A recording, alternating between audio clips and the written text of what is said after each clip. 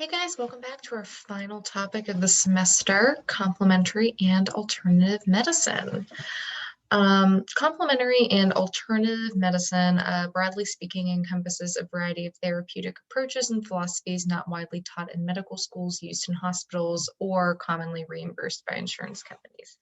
Most are holistic in nature, meaning that a practitioner is addressing the person biopsychosocially, the entire client versus ascribing to more of the biomedical approach that we discussed earlier in the semester, where a practitioner may adhere more strongly to the biological side of things or seek exclusively to eliminate symptoms rather than encouraging overall wellness.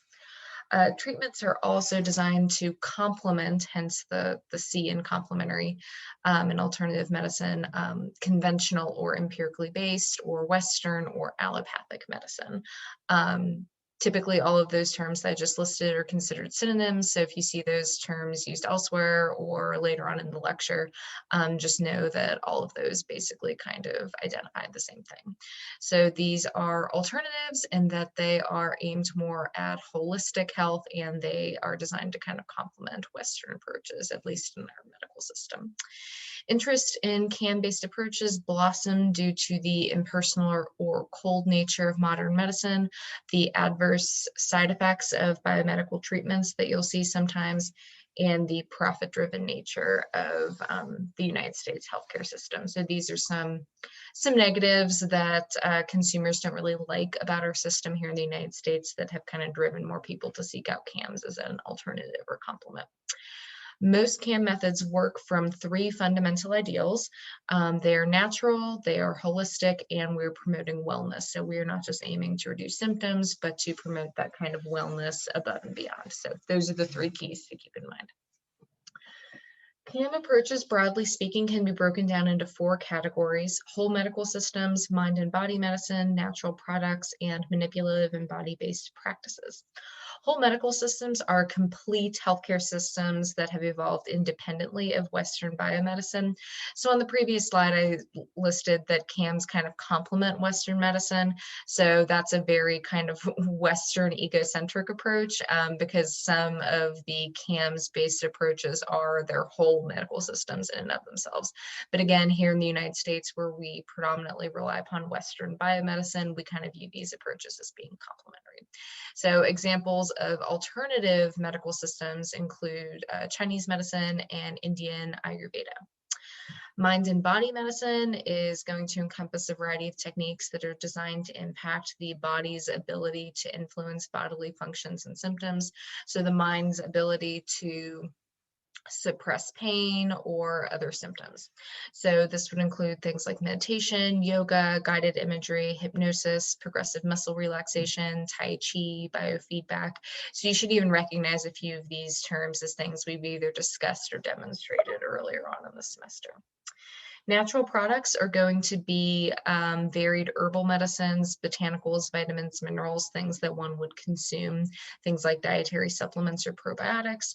And then manipulative and body-based practices are techniques that are aimed on the structures and systems of the body. So this would include things like massage therapy, spinal manipulation, cupping, acupuncture, things of that nature.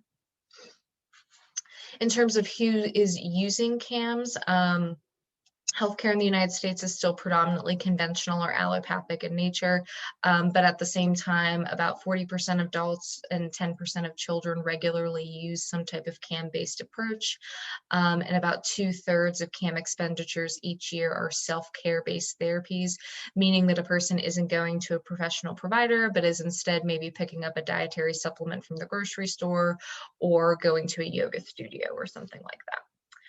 CAMs are more commonly used by women, people of higher education levels, and people with back problems, anxiety, depression, sleep problems, and headaches.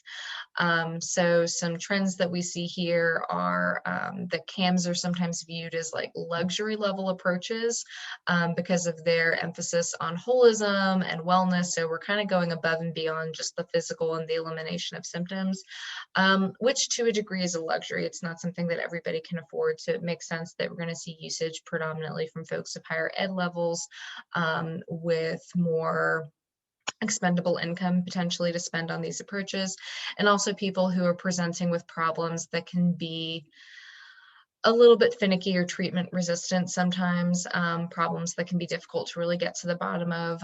So if a person has been having a tough time with back problems and just doesn't want to be on medication forever, a person might be more likely to venture into the CAM sphere. Similarly, you might see things with problems like sleep and anxiety, depression, things of that nature. Because of the popularity of CAMs, we have increasingly seen more and more traditional physicians beginning to use integrative medicine, meaning that more and more beginning to integrate CAMs-based approaches into their practices by becoming certified in some of these approaches or just kind of welcoming different providers into their physical practices.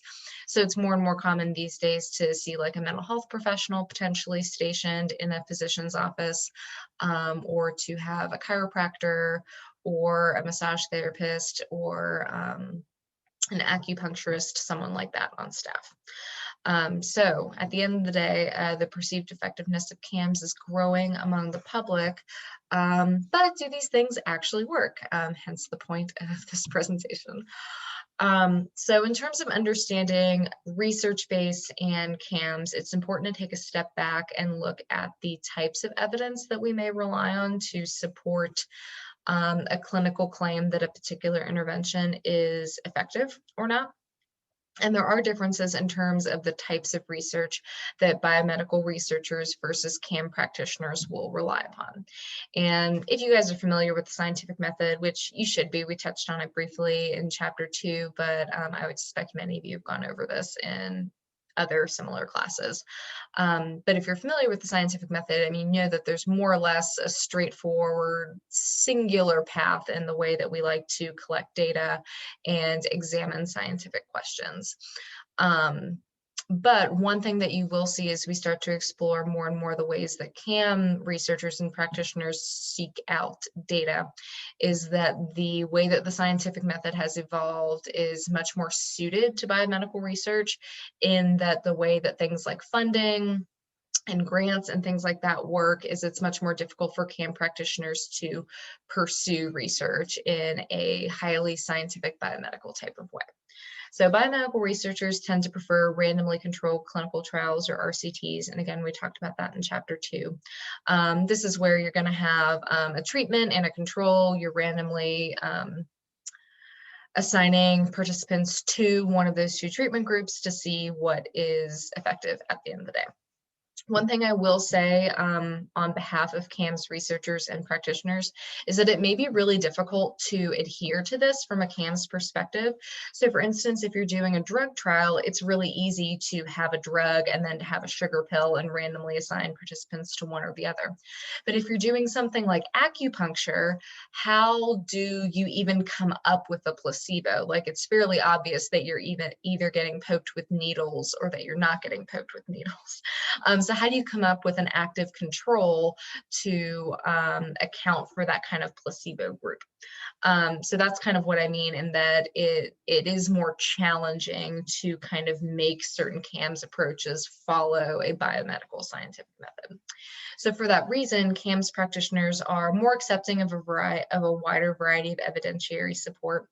Anecdotes are really prevalent. I will say that this is problematic, and we'll touch on this more towards the end of the lecture, that anecdotes, the main problem with those is that we just don't know if an anecdote is representative of the norm or if an anecdote is an outlier. So it's never a good idea to rely upon anecdotes.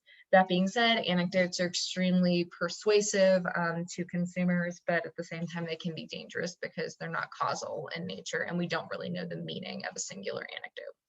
Many CAMS studies also have smaller sample sizes. I will say again to the credit of CAMS researchers that there are logical reasons for this. Larger funding houses are more likely to give grants and resources to biomedical research than to research on something like acupuncture or naturopathic medicine or hypnosis or something like that. So it is more difficult to do this research for financial reasons. Beyond that, some CAMS practitioners propose that they are practicing more holistic philosophies that cannot be studied independently. So a person might be saying that, well, this combination of herbal supplements is effective, and so we cannot break this down and study the herbal supplements one at a time because they won't work separately, they'll only work together. That is one indicator of pseudoscience, and we'll talk a little bit more about pseudoscience later in the lecture. But typically speaking, component analyses are a good thing. It's a good thing to break kind of larger treatments down into their smaller components to see what works and what doesn't, because you might not need to take all three supplements. You might only really need to take the one supplement that's kind of carrying the weight of the other two. And so it is problematic when a researcher or a practitioner says that their approach cannot be broken down to be studied independently. Sometimes this is kind of hiding the fact that there isn't really a lot of empiric or kind of causal evidence that whatever this approach is working. So at the end of the day, there are some pieces to CAM alternatives that are problematic, like the anecdotes, the hesitance to break pieces down into their components. But then there are also, I would say, some logical, very rational reasons why this research is done differently, like funding differences and just kind of logistical hurdles in terms of like how to do things like create an active placebo. Another thing that is different between the CAM approaches and conventional approaches is that these practitioners and researchers differ with respect to outcomes of interest. So biomedical researchers are interested in symptom reduction, and again, typically if we're focusing on a medical condition, we've got some physiological measure that we are attending to, like blood pressure or cholesterol or pain. And so it's relatively easy to measure the symptom and see whether or not the symptom changes over time. CAMS practitioners, though, are more focused on overall quality of life and wellness, and so this can be a more subjective construct, something that is more difficult to measure than simply taking one's blood pressure. So I will say that's kind of another thing to the credit of CAMS folks that makes it a little bit more difficult to study. So at the end of the day, the approaches differ. Some of the reasons that they differ are what I would say are meaningful, sensical reasons for differences, but then other differences or reasons for differences don't make quite as much sense. But at the end of the day, these approaches are popular, they are utilized in some cases when evidence is lacking, in some cases when evidence is there, but in some cases when evidence is lacking. A lot of the reasons why these approaches are used when evidence is lacking has to do with flaws in critical thinking, both on behalf of consumers and also kind of on behalf of practitioners sometimes in terms of having bias and preference for an approach when the support just simply isn't really there.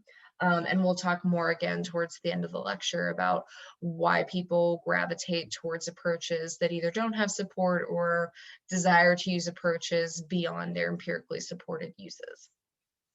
Something else to recognize about research and just observing improvement, even if it's in an anecdotal space, is that when a patient improves as a consequence of an intervention, there are actually 4 explanations for why the person got better. It's not always that the treatment was effective. It could also be because sometimes things just naturally heal and get better with time. The #1 predictor of depression improvement, for instance, is time. And so someone could get better simply because time has passed and not necessarily because the treatment was effective. The person could improve because they were misdiagnosed in the first place. The person could also improve because of the placebo effect.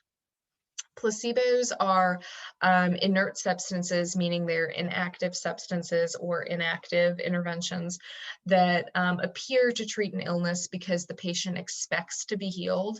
And the mind is really powerful. And it turns out if you're optimistic and you expect to get better, to a degree, your brain is capable of producing that result.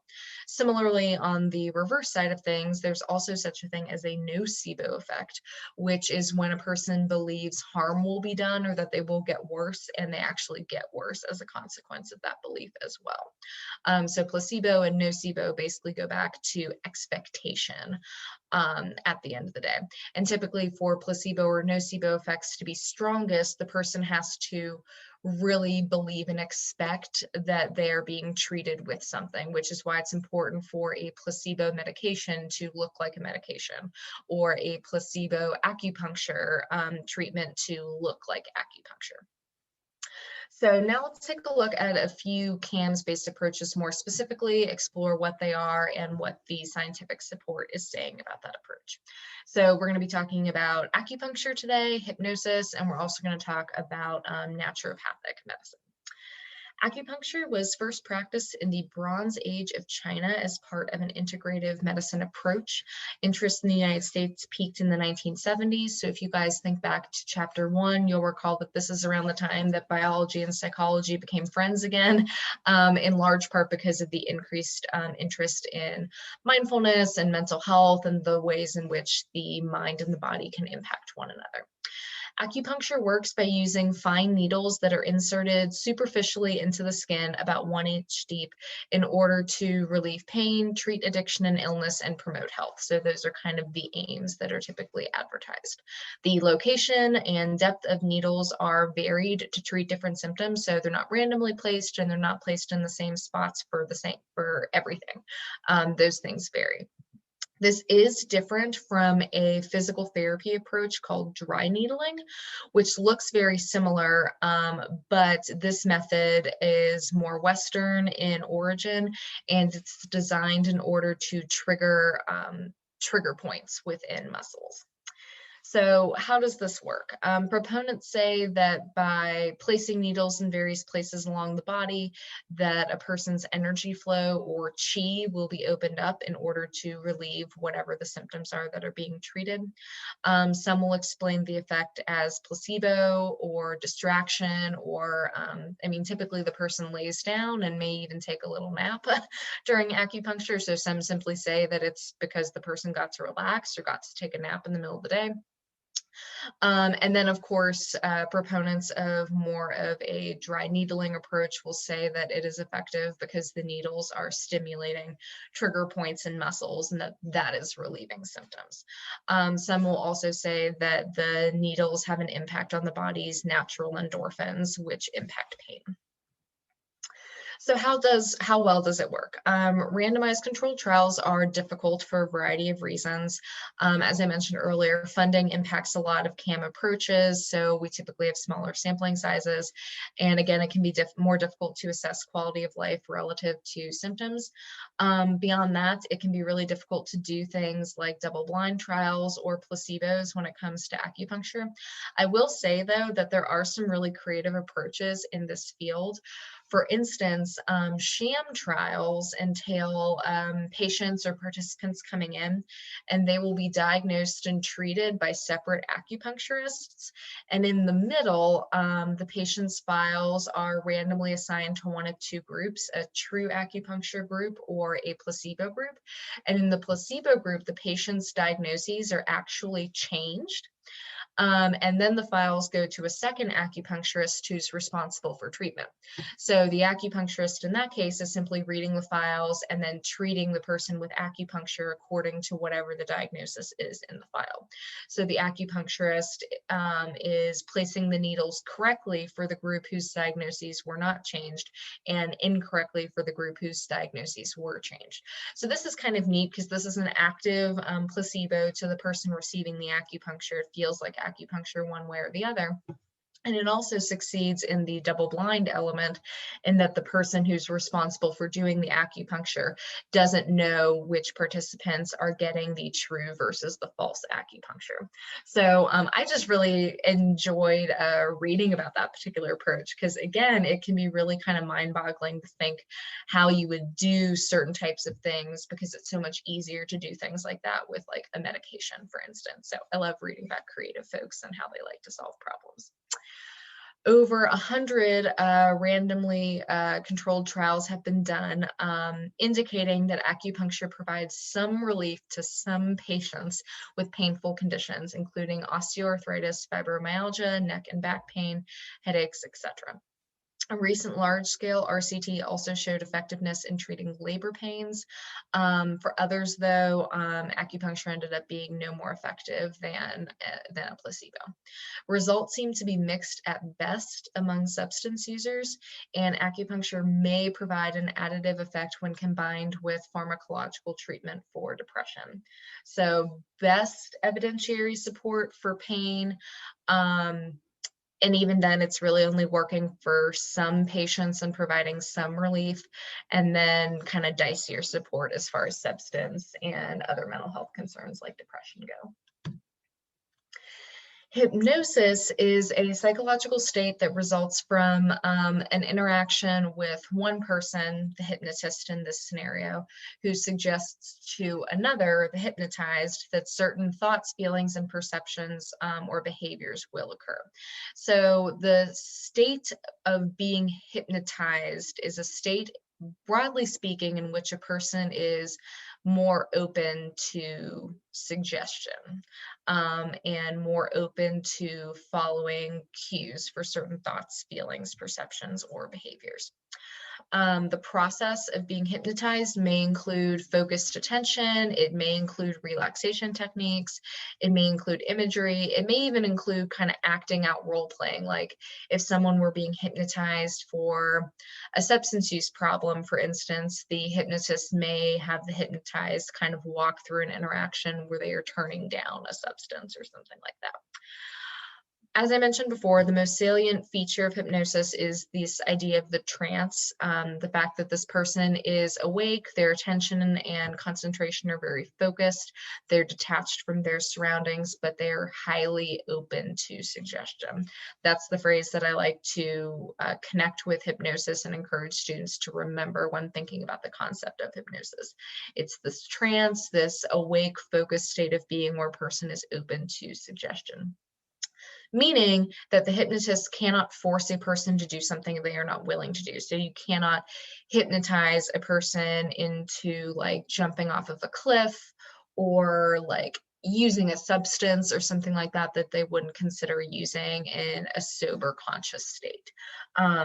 A hypnotist can only encourage a person to do something that they were willing to do already, but were maybe having a difficult time doing, like quitting a substance potentially or addressing eating concerns, something like that. So the key is really getting a person into a state where they're more open to suggestion. So does it work? Physiologically, what's going on with a person while they're hypnotized is that their body's resembling the state it's in when they are engaged in something like guided imagery, deep relaxation, or mindfulness. And as we know at this point, relaxation helps to relieve stress, relieve muscle tension, decrease anxiety and negative emotionality, all of which can worsen physical symptoms. So a potential hypothesis is if hypnosis is kind of this really peaceful, relaxed state, basically, and we know that relaxed state is associated with decreased physical symptoms, then perhaps hypnosis is only working because it produces this state of relaxation. So perhaps the improvement is really only a correlation in nature, with relaxation being the real kind of driving force. At best, hypnosis seems to work on a particular type of person, which I've always found to be really interesting. Specifically, the individual has to be highly suggestible, fantasy prone, so more likely to believe in or enjoy fantasy, and also highly responsive to authority figures, so more likely to kind of follow along with what someone is saying. Hypnosis is most often used to treat pain. For highly hypnotizable people, hypnosis does appear to be more powerful than a placebo in coping with pain. Types of pain that have been explored scientifically include migraines, tension headaches, burn wounds, surgery pain, and childbirth. Hypnosis also seems to be better at addressing acute versus chronic pain, so meaning temporary pain, pain that's happening right now. For people low in hypnotizability, hypnosis seems to be no more effective than a drug, placebo, or sugar pill. Finally, we've got naturopathic medicine. The aim of this is to provide holistic care by returning humans to their quote unquote natural state. Roughly 25% of pharmaceutical drugs are derived from herbs, and certain herbs may be beneficial for certain conditions. So, examples of scientifically supported naturopathic interventions include using ginger for inflammation or for nausea, capsaicin for pain relief, and aloe vera to heal skin injuries. At the end of the day, though, caution should be exercised because many herbs remain untested or unregulated, and some may be harmful. A lot of this goes back to the idea that not everything that is natural is safe. So, this kind of goes back to what we talked about in terms of discussing diet and nutrition.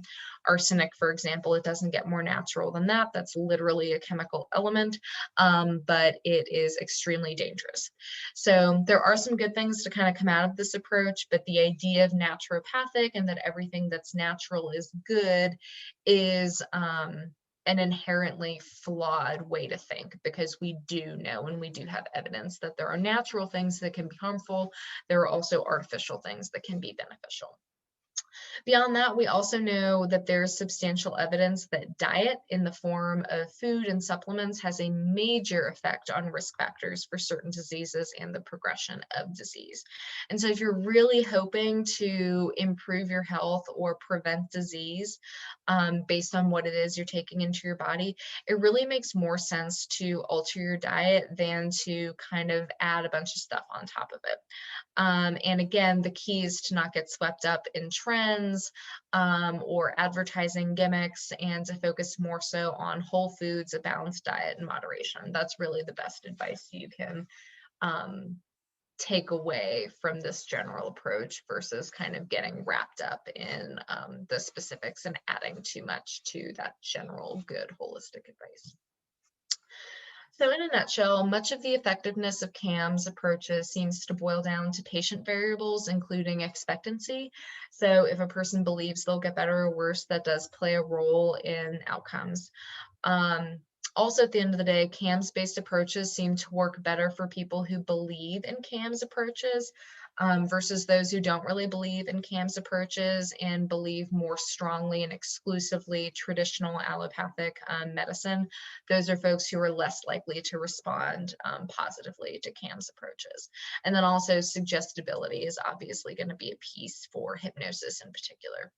More specifically, acupuncture works best for pain with mixed results for depression and addiction.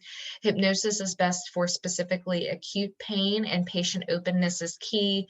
If a patient doesn't meet the personality profile for hypnosis, it's unlikely that even presenting with acute pain that this is going to be more helpful than a placebo.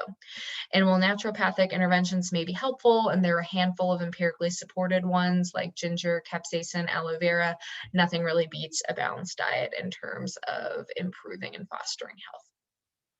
So despite these findings and evidence that certain approaches work for certain things, why do some people seem to rely on these approaches beyond their empirically supported use? Um, some basic answers are that people are more interested these days in mental health and wellness in general. And again, because the biomedical approach is more focused on simply the biology and symptom reduction, people are kind of looking elsewhere to treat other types of symptoms like sleep, pain, anxiety, depression. And people are seeking wellness, so they want to be well beyond just not being sick.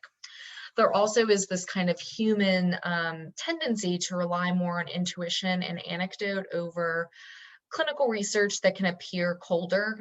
It also takes a degree of critical thinking and training and familiarity with such resource and sources to even be able to look at research and kind of pick it apart and consume it.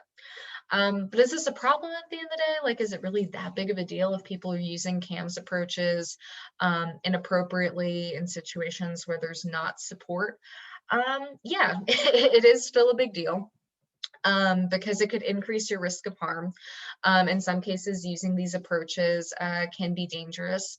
You know, there are documented cases of people using things like essential oils really excessively, thinking like, oh, this is natural, it's fine, and using way too much and giving themselves rashes and things like that that sometimes take like months to years to resolve. So harm can definitely be done.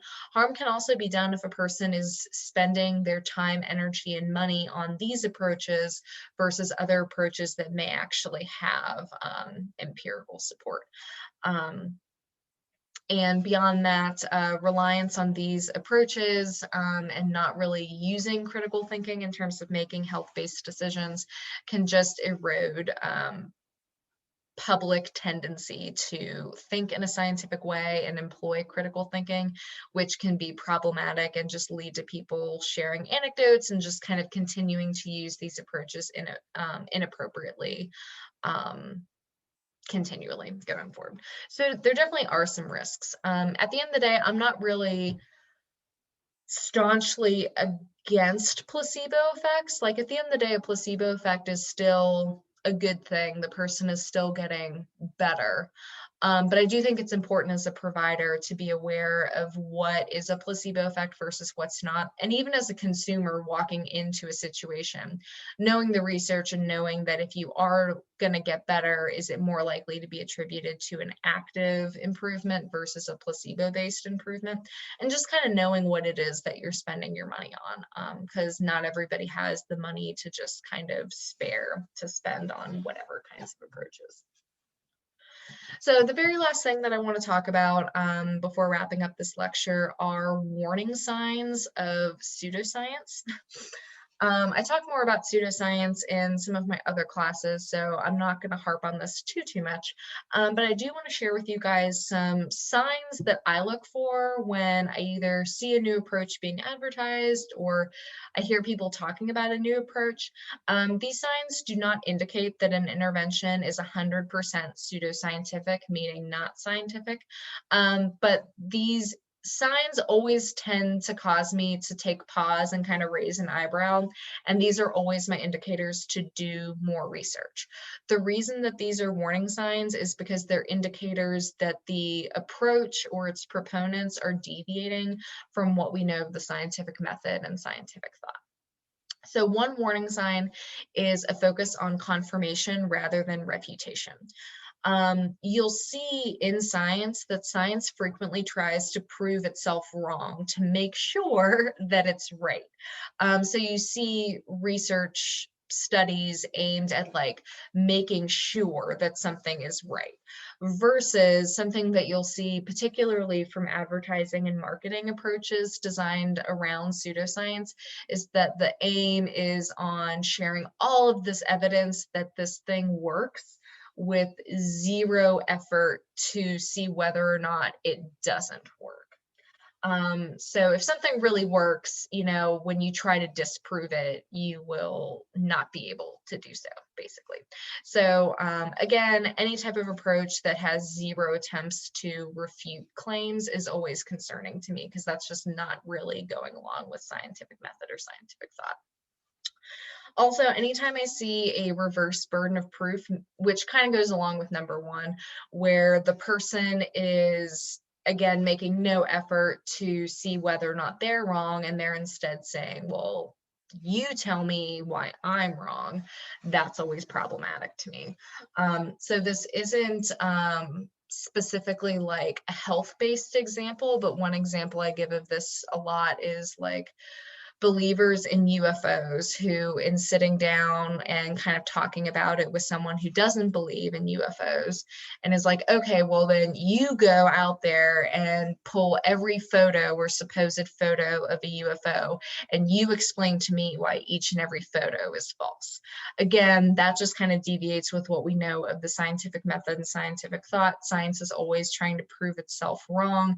And so for someone to kind of reverse that burden of proof is always kind of suspect to me. Over reliance on anecdotes, we've already talked about this, how with science we want to know that something works in general for a mean. We don't want anecdotes because they can be misleading. Another warning sign, one that I see a lot, and I always just kind of chuckle to myself because it's an advertising ploy more than anything else. And we touched on this a little bit in talking about diet and nutrition, but obscurantist language. I love the word obscurantist because it kind of demonstrates what the term means. It's basically obscure, jargony language. So anytime I see something like, I think I heard an ad for this particular cereal a couple years ago, but I just laughed to myself because the ad I heard on the radio was, get grainberry cereal with onyx sorghum. Like, what the heck is that? That doesn't mean anything to anybody. I mean, I'm sure it means something to some people, but it doesn't mean anything to the vast majority of lay people. But advertisers like using those words because it sounds impressive and scientific. And like, of course, this is a real thing and you should buy this. And again, this is very similar to like the lymph flow trampolining I shared with you guys and the like ionic foot tub approach that pulled like gunk out of your feet, stuff like that that is jargony and flashy. I'm typically a little suspect of. And then finally, when there are no boundary conditions, meaning that this helps everybody and works for everything. Typically, one approach will not work for everything.